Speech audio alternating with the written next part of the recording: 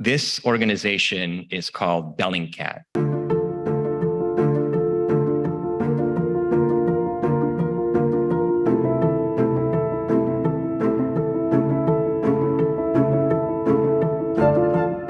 Please join me in welcoming the 2022 Peter Stursberg Foreign Correspondence Lecturer, Giancarlo Fiorella. Giancarlo Fiorella.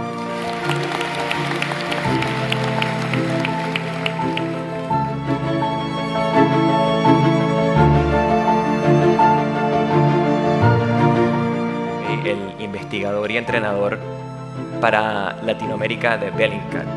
I was drawn to the world of open source digital investigations because I was really shocked in a really good way by the fact that you could learn so much about what was happening in the world, even if it was completely on the other side of the world, just using information that you were able to find on the internet, videos, pictures that people were taking from protests and wars and battles.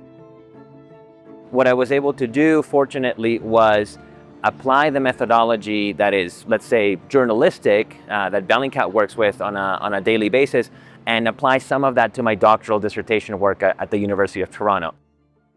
When it started in 2014, Bellingcat was a loose community of like-minded people who spent a lot of time online, like way too much time online.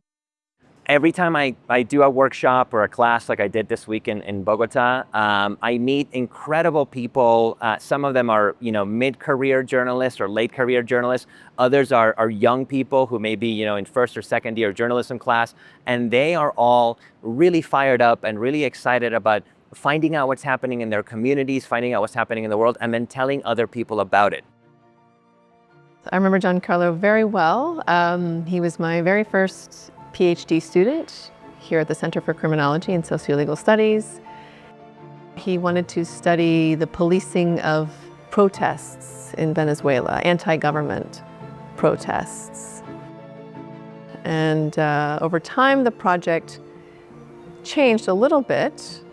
He started focusing more on these groups called colectivos, or colectivo armados, armed collectives.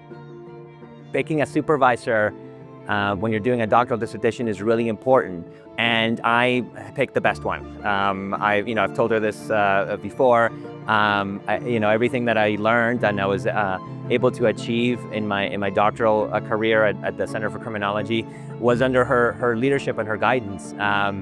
She was and continues to be a role model for me. I learned how to think through complex issues thanks to her.